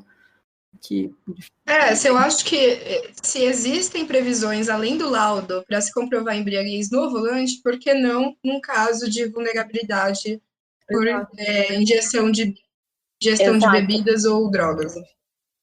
E isso é tão sério, né? Porque tem toda uma análise comportamental, né? Pode falar. Não, que eu estava pensando nisso que ela falou. Isso é tão sério, porque o policial pode mandar você andar reto e achar que você andou torto e te condenar e tá ok. Agora, a vítima, naquela situação toda, com o sêmen presente lá na calcinha da menina, mas não. A vítima tirava foto de biquíni, então, não. Dentro do ímen, né? Isso daí, pra mim, é o mais... E aí tem outras coisas que se juntam a isso, né? Porque o processo são junções de provas, querendo ou não. Ainda tem a questão dele ter mentido, que não teve conjunção, enfim. dele ter negado, aí você vê o vídeo, você vê os áudios, você vê o motorista que não tem nenhuma relação próxima, porque isso também deve ser contestado. Uhum. A gente não Era sabe. uma pessoa que não porque conhecia ela, né? não conhecia, então assim. Exatamente, é um depoimento que deve ser levado com mais consideração, porque não tem nenhum tipo de relação entre ela e o motorista, diferente das amigas, por exemplo. Uhum. E as amigas podiam estar completamente bêbadas também, né? Vai saber. Sim, gente, tem muitas questões aqui para um cara simplesmente bater o martelo contra a vítima que passou por toda essa violência, né? E é isso que vocês duas estavam falando, né? Que, inclusive, gente, nem sei como agradecer. Esse programa tá incrível, vocês são perfeitos. E assim, realmente existe ali, né? Um monte de variável de tipo, quem viu a Mariana e falou na hora, tava bêbado, tava sóbrio. Como é que é isso, sabe? E ainda mais essa percepção que a Camila trouxe, né? De, o policial pode ver você pode andar reto, o policial pode achar que você andou torto, sabe? E aí? Bom, continuando, a Caroline, que é a delegada que conduziu o inquérito, não tinha se contentado com o primeiro laudo pericial na época da investigação, pois ele veio sem descrição e solicitou mais detalhes ao Instituto Geral de Perícias. O órgão esclareceu que podem haver substâncias ainda não apreendidas e reconhecidas pela polícia, o que dificulta a pesquisa de todas elas. Além disso, o exame só foi submetido para análise 4 meses após o recolhimento do material. Então, além de ter sido feito 3 dias depois, ainda demorou 4 meses para ser analisado. Então, caso não tenha sido testado para uma substância específica, né? De repente, sei lá, o negócio evaporou. Pode ser um remédio, lá, né? A gente tem que fazer uma médica aqui. Qualquer coisa. Exatamente. Bom, o promotor de justiça, Tiago Carriço de Oliveira, falou que André Aranha estuprou, mas sem a intenção de estuprar. Bom, para o segundo promotor, não teria sido possível comprovar tecnicamente que a vítima estava sob efeito de drogas e que, por isso, não teria o discernimento para evitar o ato sexual. Para exemplificar o que queria dizer, o promotor disse que menores de 14 anos podem aparentar a terceiros já ter atingido a referida idade, que seria maior de 14 anos, né? Nesse caso, estupro de vulnerável pela condição da idade seria descartado. Caso o autor não tivesse conhecimento sobre a verdadeira idade da vítima. Nesse sentido, o Ministério Público de Santa Catarina alegou que Aranha incorreu um erro de tipo previsto no artigo 20 do Código Penal, que ocorre quando o indivíduo, por desconhecer a realidade que o cerca no momento do crime, acredita estar praticando um ato lícito, quando na verdade está praticando algo ilícito. Então é como se ele... eu não sabia que ela estava drogada, é isso? Basicamente? Sim, basicamente isso. E eu acho que essa questão de falsa percepção de consentimento é uma coisa muito presente na nossa cultura também. Porque até onde a gente pode dizer que os homens têm, de fato, uma falsa percepção? Porque a gente ouve, assim, de maridos que acordam mulheres penetrando elas, achando que elas estão consentindo um ato, quando na verdade elas estão dormindo, que não deixa de ser estupro. Uhum. Então é foda argumentar isso de falsa percepção, porque a gente cai naquela questão de, tipo, será que a cultura permite que essas pessoas tenham uma percepção de que a mulher, se ela não tá com o olho aberto, se ela não tá falando eu quero, se ela não tá interagindo no ato sexual, ela não quer de fato, porque pra gente é básico isso, né? Então, cara, isso me lembrou muito um caso, não sei se vocês estão sabendo, um brasileiro que está preso na Nova Zelândia por acusação de estupro. Não. É um caso, eu não sei se ele estudava, enfim, é um brasileiro que estava na Nova Zelândia, e aí ele marcou um encontro com uma mulher pelo Tinder, e convidou eles estavam num lugar público e tal, e ele chamou ela para ir na casa dele, ela foi, e aí ele começou a avançar para cima dela, sabe? Ela disse não. E aí, tipo, ele ficou insistindo e tirou a roupa dela, sabe? Ela dizendo não, e ele continuou. E ele só parou quando ele viu que a mulher ele estava estuprando ela. Ele parou quando ele viu que ela estava chorando e dizendo não, né? E aí ela chamou a polícia e o cara tá preso e foi condenado. E eu não sei se foi condenado já ou vai ser condenado, mas o juiz mandou deixar ele preso. E você vê como é cultural o negócio lá, né? Porque a alegação dele é de que aqui no Brasil é diferente, sabe? Porque ele está acostumado, porque a mulher faz doce, não sei o quê. É que você tem que falar não 300 vezes. Se você falar 299, aí já não conta.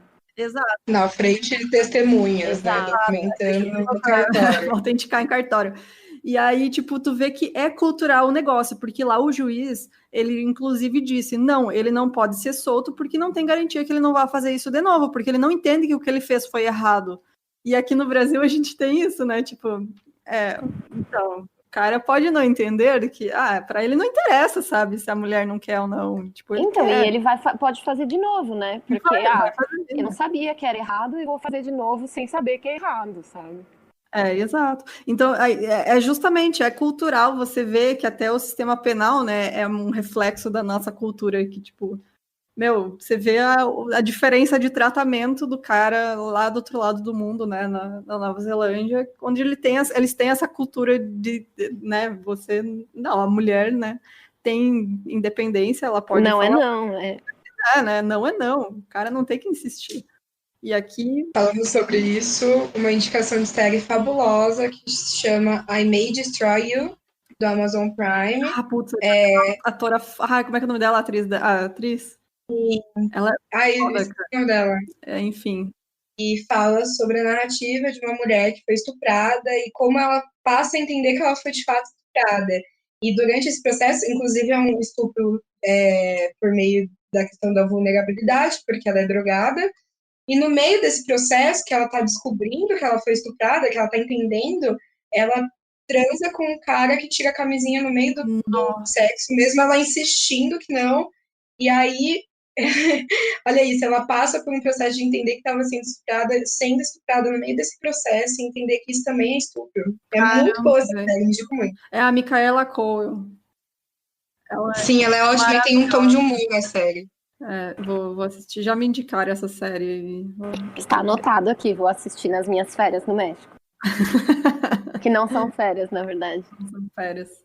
Mas realmente você vê... Você pega esses casos assim, né, que tipo escancara o quanto é cultural esse tipo de coisa, o machismo, né, no Brasil. Vou ler aqui então o que o Ministério Público falou, então. Diante da ausência de elementos probatórios capazes de estabelecer o juízo de certeza, mormente no tocante à ausência do discernimento para a prática do ato ou da impossibilidade de oferecer resistência indispensáveis para sustentar a condenação, decido a favor do acusado André Camargo Aranha. Essa foi a declaração do juiz, na verdade, desculpa, não foi do MP. Que concordou com os argumentos da defesa de que houve ausência de provas contundentes nos autos a corroborar a versão acusatória. Então, o Ministério Público de Santa Catarina, responsável pela acusação, também se manifestou pela absolvição do acusado ante a ausência de provas em suas alegações finais. Na sua decisão, o magistrado Hudson Marcos afirma que é melhor absolver 100 culpados do que condenar um inocente. A defesa da Mariana Ferrer recorreu da decisão. Ele podia falar que é melhor absolver 100 culpados do que condenar o inocente quando ele quer colocar criança de 16 anos na cadeia, diminuir a maioridade penal para prender moleque que fuma maconha na rua, então, sabe? Esse pensamento só surge nesses casos, né? Porque em outros não. Então, menos fosse aplicável para tudo, né? Mas só para casos de dignidade sexual.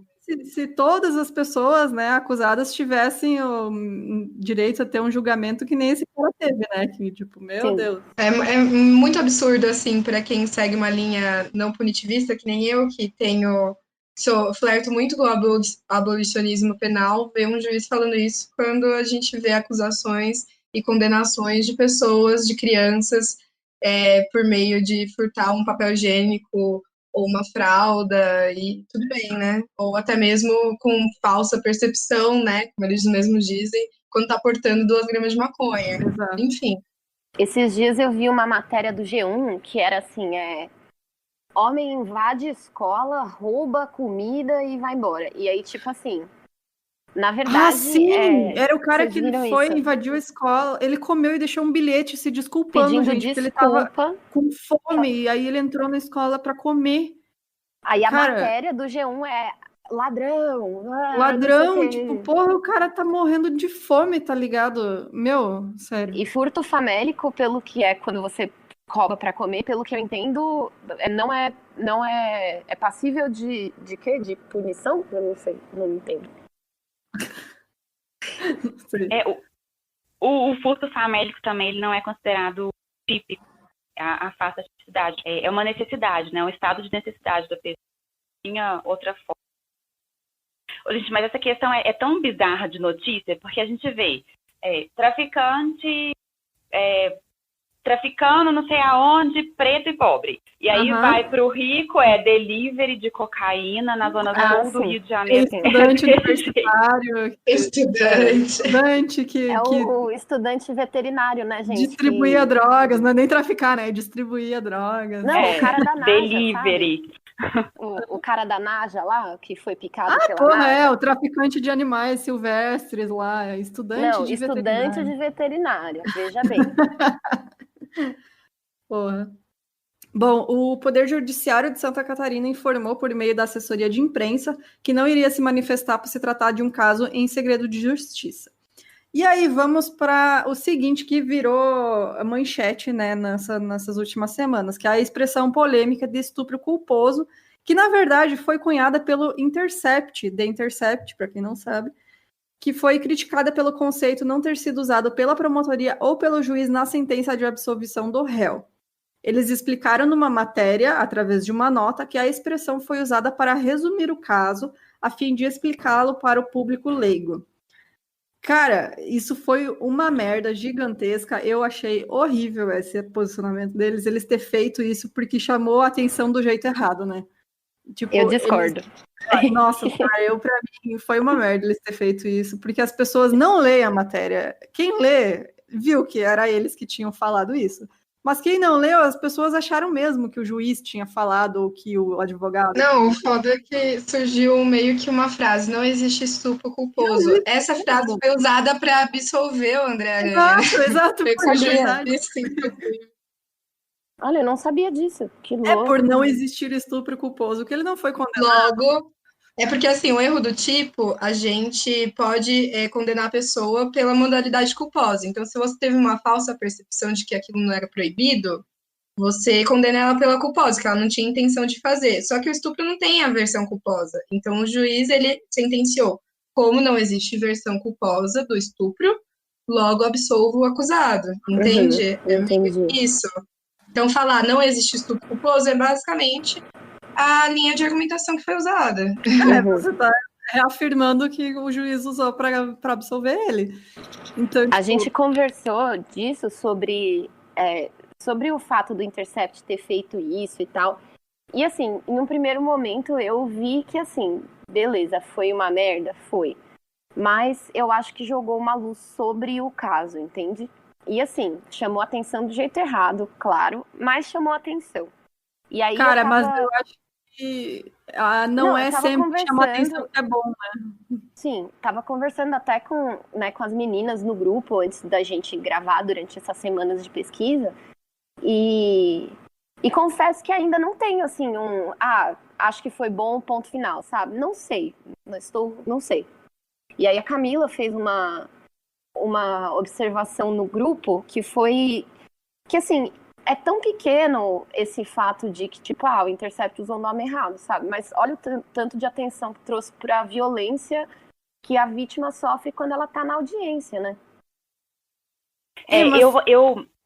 Pode falar, Camila, depois. A primeira coisa que eu queria falar, assim, que eu não achei uma maldade muito grande no uso do estupro culposo. Por quê? Porque essa questão de erro de tipo, na hora que o Ministério Público, nas alegações, ele usou isso, eu achei que ele usou mal. Ele não falou estupro culposo, mas entende, assim, o cara não sabia que ela estava drogada. Assim, a fato dolo, então, não seria o fato típico, e aí ele estuprou ela, mas ele não queria estuprar com ela inconsciente, ele só queria transar com ela, entendeu? Assim, eu não achei muita maldade do jornalista. Mas, tirando isso tudo, se o Intercept não tivesse feito isso, a audiência inteira nunca seria publicada. Nunca. porque o próprio Ministério Público precisou de fazer essa requisição para publicar essa matéria inteira, essa audiência inteira. E aí, quando eles publicaram a audiência inteira para querer demonstrar que o Ministério Público tinha agido, que o juiz também, ficou muito pior. Ficou muito, muito pior, porque a ação do Ministério Público e do próprio magistrado foi mínima, sabe? Aquilo ali não tem desculpa, foi imperdoável. E eu trabalho com direito penal tem muito tempo, e eu vejo isso acontecer todos. Eu abro um processo e tem lá a vítima ser destruída, sabe? Emocionalmente, destruir a vida dela, vitimizar ela uma vez, 2 vezes, 3 vezes, a sociedade. E assim, aquilo ali, na minha opinião, expôs o nosso judiciário, expôs o nosso Estado, expôs o que é feito como uma vítima numa audiência, sabe? Uhum. E deu vergonha. Deu vergonha para o próprio Ministério Público, que tentou criar um projeto de lei de última hora, entendeu? Eu acho importante, assim. Eu sei que o jornalismo é uma coisa muito séria, que pode envergonhar os jornalistas, assim, eu entendo isso. Mas eu acho que o fim foi maior, sabe? Uhum. Eu achei que fez um efeito maior. Eu acho que, não sei se essa era a intenção deles, mas para mim, parece que tiraram o foco um pouco dessa violência que ela sofreu para fazer esse termo, e sabe, as pessoas focaram só nesse termo, achando que ele foi usado em algum momento na audiência, e aí as pessoas foram ver o vídeo do processo inteiro e ninguém nunca usou esse estupro culposo. Óbvio que não era a invenção do Intercept para chamar atenção. E aí as pessoas se sentiram injustiçadas, dizendo que mentiram e não sei o que querem. Tem gente querendo processar o jornal, que o jornal seja processado, enfim. É uma bagunça. Eu concordo com ambas as partes, assim. A Camila trouxe um ponto que eu não tinha pensado mesmo sobre a questão do marketing e tal, e sobre como isso projetou até atitudes administrativas contra essas pessoas, né? Envergonhou a OAB, envergonhou, enfim, o Conselho Nacional de Justiça e tudo mais. Mas, sinceramente, comparando duas coisas infelizes que aconteceram, que foi o uso do estupro culposo com o pronunciamento da Gabriela Prioli, eu acho o pronunciamento muito pior, sabia? Do que eu confessar que eu não vi o pronunciamento dela. Eu Jesus não Cristo, Bruna do céu. Eu me poupo de ver a cara dela, então eu não assisti. Ai, gente. Assim, não sei se a intenção dela foi boa, ela de fato explicou o que a gente está tentando explicar aqui, e ela não explicou errado, mas eu acho que ela foi extremamente infeliz em comparar esse caso com a questão do Lula. Eu achei que foi o que eu acho que a Bruna está tentando dizer, que a intenção do Intercept talvez não tenha sido pensar na vítima e sim criar uma expressão que bombasse. Eu acho que foi a mesma coisa com a Gabriela Prioli, foi surfar na onda do que estava sendo falado e trazer a questão do Lula, e foi muito insensível da parte dela, assim, independente de ela ter falado certo ou não, que quem entende de direito até entende o que ela quis dizer, não acho que ela tenha errado nas falas, mas que foi insensível, indelicado e inoportuno ela ter comparado esse caso com o caso do Lula, no momento de tão sofrimento, assim, foi absurdo para mim. Achei ela também extremamente arrogante ao dizer que mas vocês que não são técnicos e não entendem tecnicalidades, tipo assim, gente, eu perdoo vocês que não são tão inteligentes quanto eu, ao invés de popularizar. Comprem meu curso de iniciação política, tá ligado? Sabe, assim, tipo, cara... Até, assim, essa foi uma das preocupações nossas também de fazer esse episódio, né? Por isso que a gente quis chamar vocês. Porque a gente não... Primeiro, a gente não faz de caso que ainda está em andamento, né? Esse aqui está agora em recurso, que a gente não gosta mesmo. É bom ter um caso fechado. E o segundo, que a gente não queria dar essa impressão de que estamos se aproveitando da fama do caso para fazer um episódio, sabe? Que essa não é a nossa intenção. A nossa intenção é...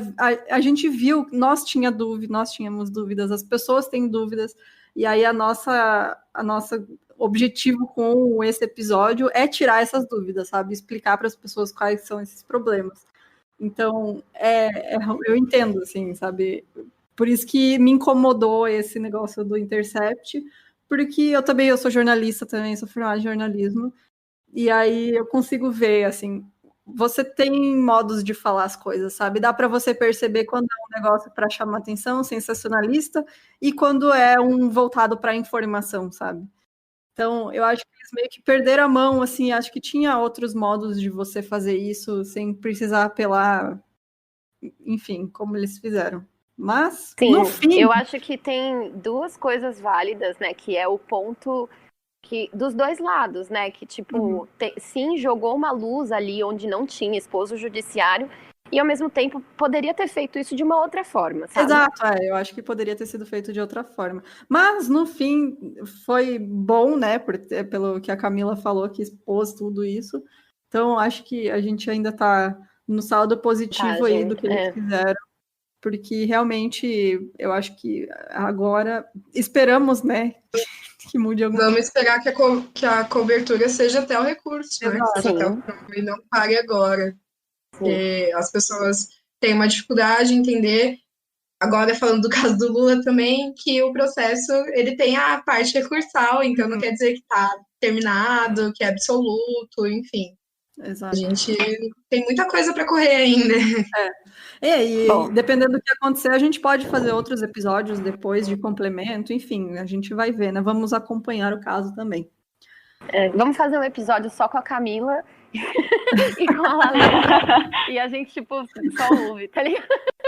Daí a gente falando aí, a gente só escutando. Mas aí vai ficar entediante sem não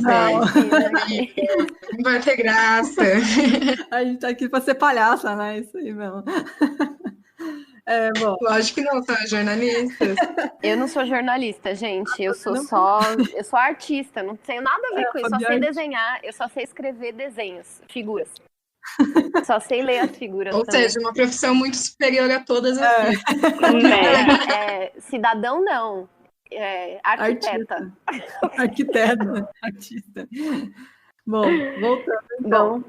O Conselho Nacional de Justiça abriu um processo disciplinar contra o juiz Hudson Marcos após o vídeo publicado nessa matéria mostrar cenas permitindo que a vítima sofresse ataques do advogado de defesa do réu durante o julgamento do caso. Aquele primeiro vídeo, né, que mostra a Mariana chorando, enfim. Já o Ministério Público Federal de Santa Catarina alegou que o vídeo publicado pelo Intercept havia sido editado, cortando interferências do magistrado. Com isso, o MP entrou com um pedido de quebra de sigilo processual para que o vídeo na íntegra seja disponibilizado publicamente. Isso aconteceu no começo dessa semana, né? O vídeo está no YouTube para quem quiser assistir. O Ministério Público de Santa Catarina enviou ao presidente Jair Biroliro e ao Congresso sugestões de alteração do Código de Processo Penal e do Código Penal que Bom, eles enviaram, né, para fazer essa proposta, para fazer essas mudanças aí no Código de Processo Penal e que aumentam a proteção à dignidade da vítima de crimes sexuais e proíbem perguntas e utilização de referências à experiência sexual anterior da vítima, seu modo de ser, falar, vestir ou relacionar-se com outras pessoas. De acordo com o Procurador-Geral de Justiça de Santa Catarina, Fernando Comim, iniciativas semelhantes foram feitas em outros países, que foi muito positivo. Dispositivos que vedam às partes referências sobre a vida sexual pretérita de vítimas e proíbem o uso de evidências para defini-la como tipo mais ou menos suscetível. Bom, isso aqui que a gente falou antes, né? E a Lalesca foi muito cirúrgica aqui, que é tipo... Gente, a gente nem devia estar aqui falando sobre isso, né? Que, tipo, não se deve falar do passado ou da conduta da vítima, porque isso não vem ao caso. E outra coisa que a Camila disse também, que foi, a vítima não tem nem que se rebaixar respondendo esse tipo de coisa, né? Esse tipo de acusação. Não deveria ser nem permitido que isso chegasse no juiz, de repente, né? Para a OAB de Santa Catarina, o presidente Rafael Horn alegou que a legislação atual já impede que o ato processual seja utilizado para revitimizar o direito da vítima, ou seja, já é assim, né? Já deveria ser assim. Já deveria acontecer, né? Vamos inventar uma nova lei aí, Biroliro, sabe? Tipo... Sim, a gente tem um hábito, assim, sobrecarga do Poder Legislativo de criar leis sobre coisas que já são legisladas, né? Então, tipo assim, eu estava comentando com as meninas aqui antes do programa que surgiram 2 projetos de lei muito legais. Um deles fala sobre a intervenção do juiz, que ele tem a necessidade de intervir. Como eu disse anteriormente, existe uma resolução que fala isso, só que esse projeto de lei diz que o juiz teria que ser responsabilizado, o que já deveria ser entendido pela própria resolução, certo? Mas ok, boa intenção. E o segundo fala sobre a possível criminalização desses agentes públicos. Mas é aquilo, tipo assim, a gente vai criando. Isso é até uma discussão dentro da questão do punitivismo. A gente cria tipos penais excessivamente para questões que já são, às vezes, reguladas, ou questões que, por si só, não deveriam ser reguladas, porque são valores e princípios dentro da própria Constituição. E a gente acha que isso vai dar algum resultado. Assim, eu, pessoalmente, opinião pessoal aqui, eu sou contra essa tipificação excessiva. Eu acho legal a intenção do projeto de lei, acho, mas não acho que vai trazer algum resultado muito efetivo para a situação. Eu acho que é uma mudança cultural, como a Camila trouxe várias vezes. Se a gente não tratar desde antes da faculdade, entende? Desde antes de formar esses juízes, esses promotores, não vai ter como, porque o projeto de lei vai ficar parado ali, bonito, lindo, e é isso. Eu que sou E nada dos acontece feijoada. Exatamente. Eu que sou dos direitos humanos, a gente fala muito da Lei Maria da Penha, por exemplo, que fala que é uma das melhores leis do mundo. De fato é. Assim, de conteúdo é, só que ela não é aplicável e ela nem é um mérito do Brasil, né? Porque, Sim. não sei se todo mundo sabe, mas a Lei Maria da Penha foi uma sanção aplicada pela Comissão Interamericana e pela Corte Interamericana pelo Brasil não ter cumprido com o que ele já dizia na Constituição que ele ia fazer, que é proteger as mulheres. Então, a ONU interveio e falou assim, já que você não vai cumprir, você vai ser penalizado, vai ter que fazer uma lei. Então, a lei foi meio que tipo assim, vai, Brasil, mostra que você vai fazer alguma coisa. E fez a lei, e hoje em dia, como você mesmo disse, nada acontece feijoada. Então, esse movimento pró-tipificação, ele só alimenta o ideal punitivista das pessoas, que é prenda, veja os outros como inimigos. E esse punitivismo excessivo, que eu também sou super contra, ele mostra que a gente está muito atrás. O direito penal brasileiro está muito para trás do mundo, sabe? A gente tem um direito penal que no mundo todo a gente chama de direito penal do inimigo.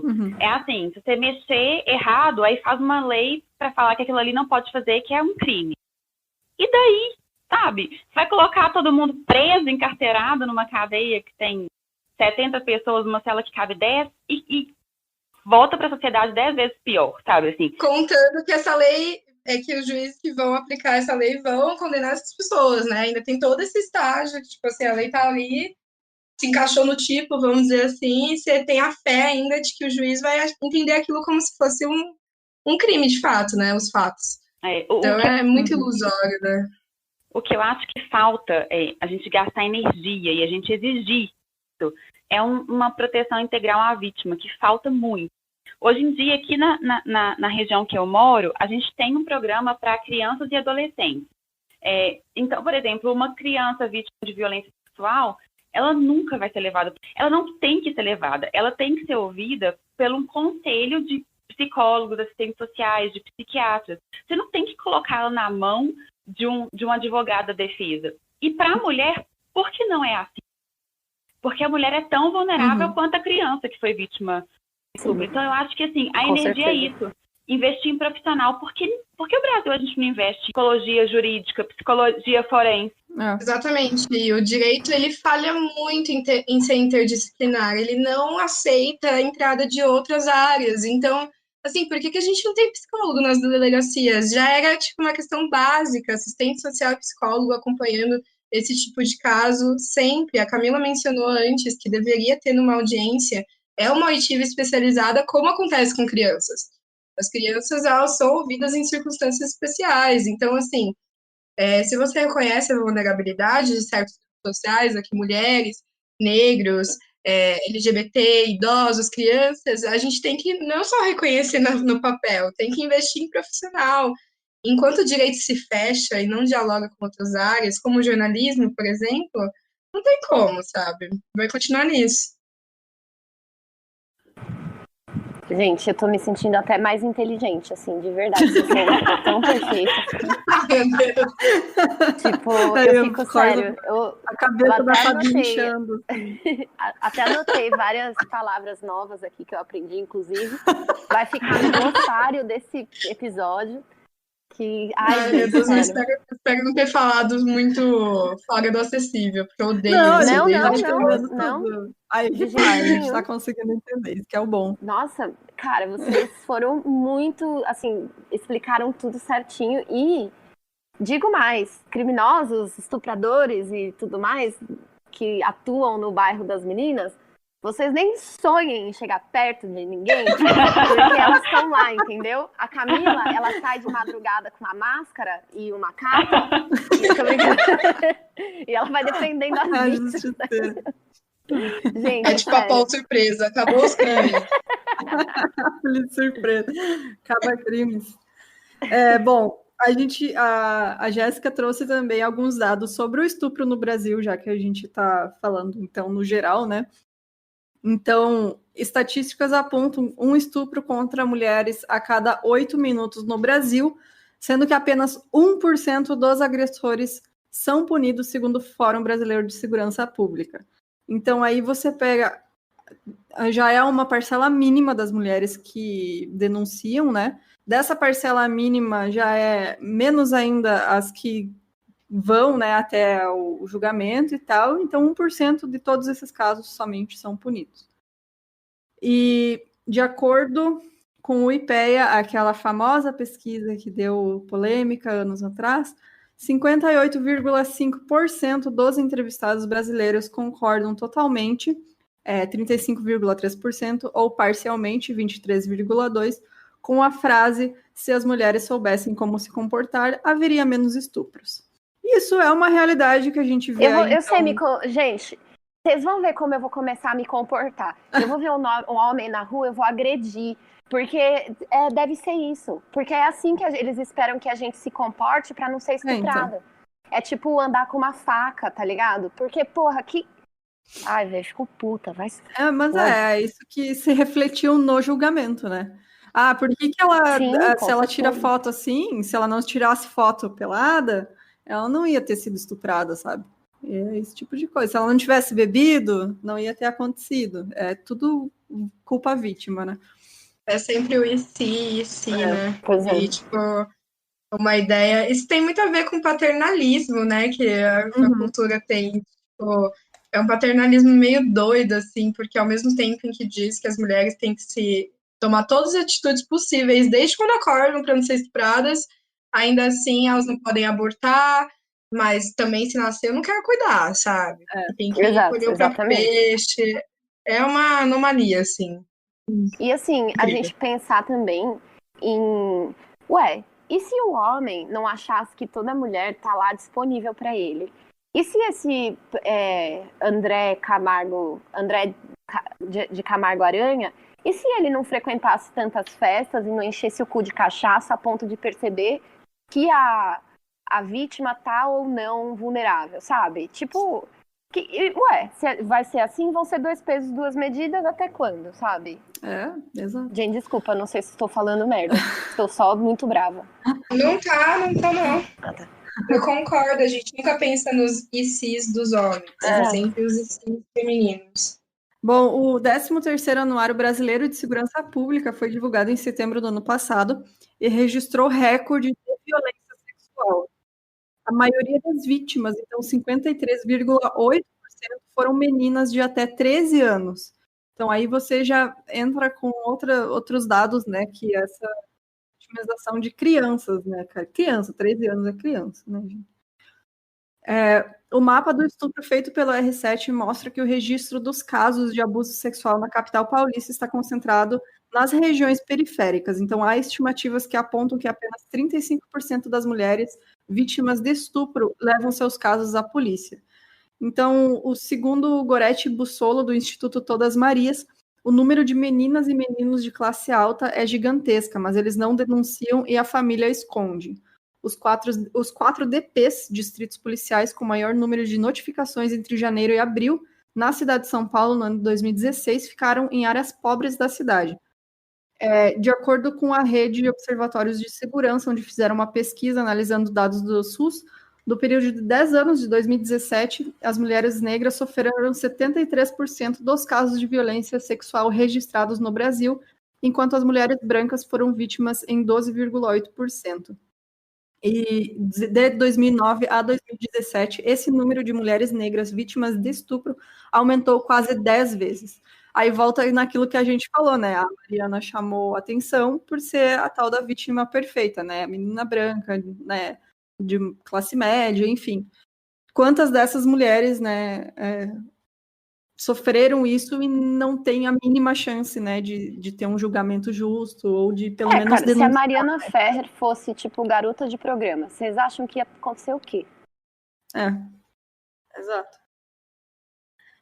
E agora, na época da pandemia, os dados diminuíram, mas continuam alarmantes. Então, o número de estupros registrados em São Paulo, no estado de São Paulo, caiu quase 15% no primeiro semestre desse ano, em relação ao mesmo período do ano passado.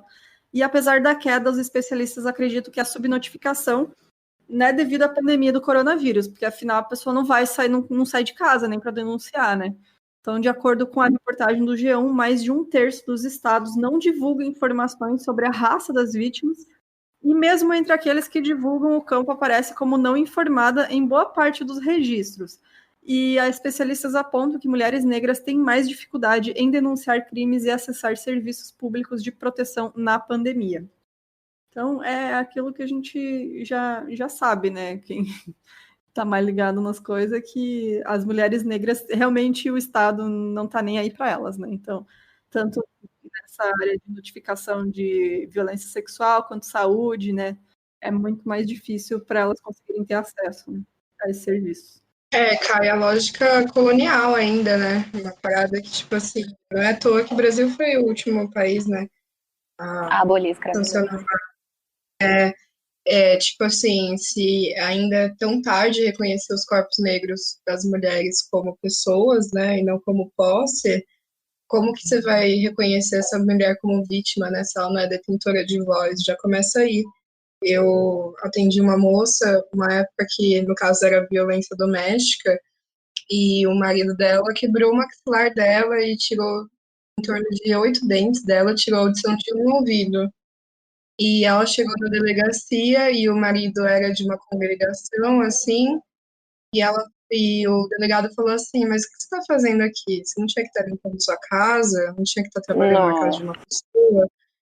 A mulher sábia dificular, aquele termo. Ela não, você não tem que estar aqui falando do seu marido. Ele nem negou o que aconteceu, sabe?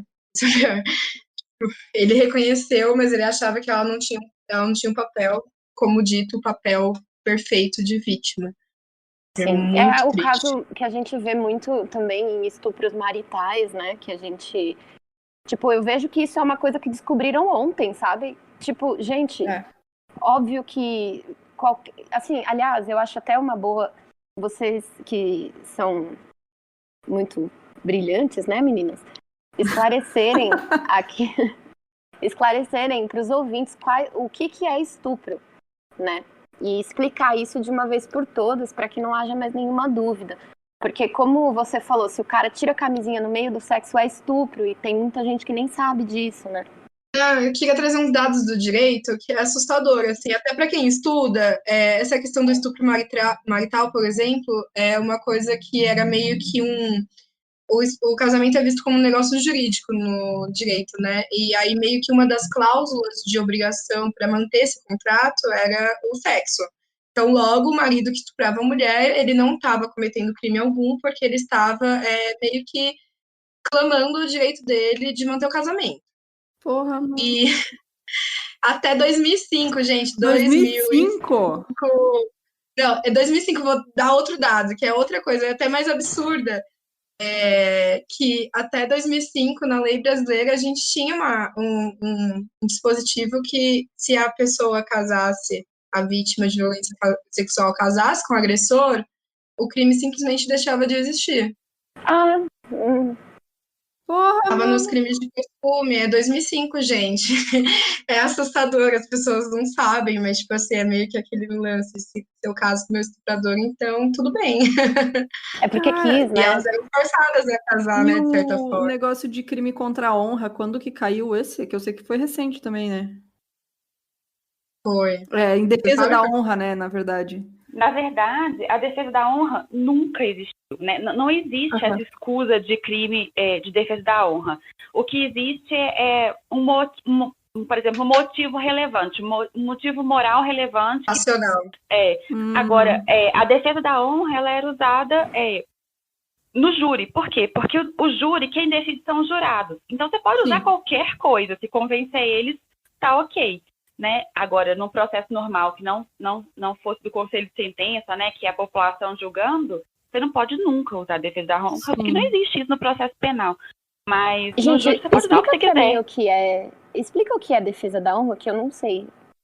É quando o marido mata, como é que é? Mata a mulher para defender a honra dele, porque ela estava traindo ele, um negócio assim. É isso, né? Ou fez alguma coisa que pudesse causar vexame. No caso da Isso. Ângela Diniz, que ficou até famoso com um podcast, que é incrível, inclusive, Uhum. ele alegou que ela falou com ele, olha, se você quiser ficar comigo, você tem que ficar comigo e com outros homens e outras mulheres. Então, isso fez com que ele ficasse com a honra ofendida. E aí ele foi lá e atirou nela e matou ela, entendeu? Então, assim... Aliás, o Praia dos Ossos, quem quiser ouvir, tá muito interessante. É, muito bom. Muito mesmo. bom. Até hoje a gente, como a Camila mencionou, a gente tem uma atenuante, né, que é sobre forte emoção. E muitas vezes, como ela é aberta, né, uma atenuante meio interpretativa, muitos advogados de defesa usam em caso de homicídio para chamar o tal crime passional. Então, por exemplo, o homem chegou na casa e viu a mulher na cama com outro, ele estava sob forte emoção. Ele pode até ser condenado, mas a atenuante vai diminuir muito a pena. Entendi. Meio que ela provocou, Sim. sabe? Uma culpabilização. Ele perdeu a cabeça porque viu, enfim. E aí, como é júri, então tem toda uma apelação, o advogado vai chegar e falar, e você não faria isso, fulano? Aí se tiver um homem no júri, ele vai falar, nossa, óbvio, né? eu faria, né? Ainda mais se for provavelmente um é homem verdade. branco e cis, né? E hétero, enfim. Tem tudo isso. Então, só vou pedir, só então a gente entrou no estupro marital, mas vamos, por favor, se vocês puderem explicar quais são os casos de estupro, né? O que é um estupro, de fato? Pela lei, né? O estupro é quando você é constrangida de qualquer forma a ter conjunção carnal ou qualquer outro ato libidinoso. Não precisa ser prática da conjunção carnal especificamente. Você pode ser constrangida de qualquer forma. Pode ser um constrangimento psicológico, pode ser uma violência, pode ser uma ameaça que também entra. Com arma ou sem arma. Não interessa a forma. Por exemplo, em casos de marido e mulher, eu posso constranger a amiga a ter um carnal comigo, falando com ela, se você não fizer isso agora, amanhã você vai ficar sem comida. Porque essa é a realidade do nosso país. É uma forma de constranger a mulher. Não precisa ser com ameaça de faca, não precisa ser com revólver, não precisa ser nada disso. E aí existem outras formas de estupro, né?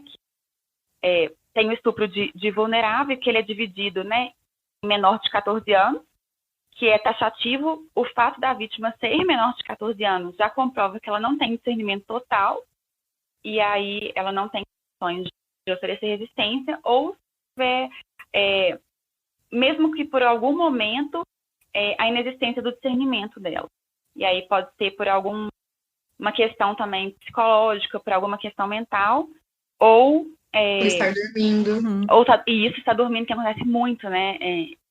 Em relatos de esposas, com maridos, etc. E inclusive com filhas. Porque, gente, o Brasil é uma realidade tão absurda que eu já vi casos de filhas que se achavam na obrigação de ter relações sexuais com o pai também, porque elas eram uma propriedade dele. Então, só ele poderia tirar a virgindade dela e ela tinha que manter a conjunção carnal com ele todos os dias, Até como a mesmo mãe. quando não vive com o pai, né? Tem casos de pais que falam, eu pago pensão, logo eu posso fazer isso. Nossa. É absurdo. Gente. É absurdo mesmo. Parece que a gente vive num, sei lá, num passado, assim, sabe? Sei lá, gente, num estado que a gente é, sei lá, escravizada por homens o tempo inteiro. Parece, né? Parece não, né? Basicamente. Nós somos. E isso é tão importante, a gente aprender a se apropriar do próprio corpo e ensinar isso desde pequena para as mulheres. Porque nós falamos agora há pouco que o sexo era obrigatório para a mulher. Mas até pouquíssimo tempo também, o discernimento, a mulher não tinha condições de decidir por si. Enquanto ela estava com o pai decidia por ela, mesmo a maior de idade. E depois, quando ela casava, é só o marido que podia decidir por ela. Então, o que falta é a gente se apropriar mesmo do corpo, da mente, e passar isso para os nossos filhos também, né? Porque os homens precisam aprender isso mais do que as mulheres, na verdade. Sim, e agora puxando um pouquinho de sardinha para minha pesquisa, mas eu acho que além de falar de consentimento e de ter poder sobre o próprio corpo, é entender a fragmentaridade do consentimento, né? É muito doido. Na pornografia de vingança, é muito difícil reconhecer isso como um ato, né? Sim. Ilegal, porque a pessoa entende que pelo fato de você ter mandado uma foto, quer dizer que você concordou logo com a divulgação. A gente não consegue fragmentar o consentimento. A mulher pode ter concordado com um beijo, ela não concordou com o ato sexual, ela pode ter concordado com uma foto, ela não concordou com a divulgação.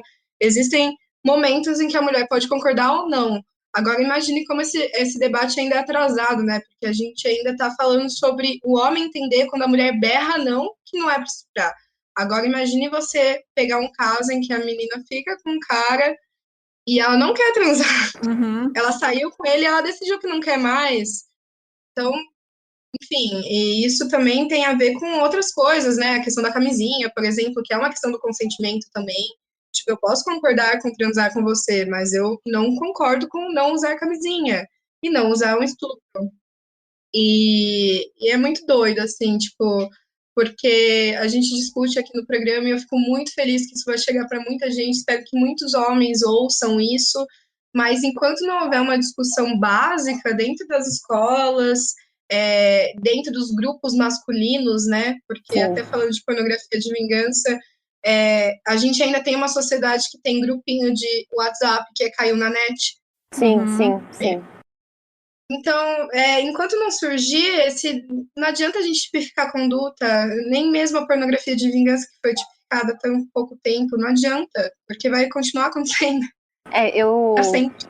Desculpa interromper, eu tinha um ex-namorado que ele se dizia todo, né, esquerdomacho, não sei o quê, e ele participava de vários grupos de futebol e não sei o quê, e vira e mexe, aparecia uma foto de uma mina pelada, tá ligado?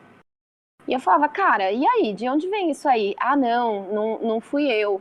Não foi você, mas você é parte do grupo, você não vai repreender essas pessoas, entendeu? Então, assim, além de você... Quando você omite, você não fala nada, você tá sendo conivente. Então, assim, faça a sua parte e repreenda seus amigos homens quando você vê eles praticando esse tipo de violência contra a mulher, que não deixa de ser uma violência. Homens, compartilhem esse podcast com seus amigos. Por favor, porque assim, é difícil. Eu falo sobre o papel do homem no feminismo, né? Porque é essencial o papel do homem. Eu queria dizer que a gente não precisava, mas a gente precisa, porque um homem escuta um homem 1000 vezes mais do que a gente. Então, tanto no processo, talvez se o promotor não tivesse abandonado completamente a Mariana enquanto ela estava sendo torturada ali, talvez o juiz tivesse escutado, porque a Mariana não deixou de falar, né? Ela disse, pelo amor de Deus, você está me tratando pior do que você trata um assassino. Então é isso, sabe? O papel do homem é essencial dentro disso tudo.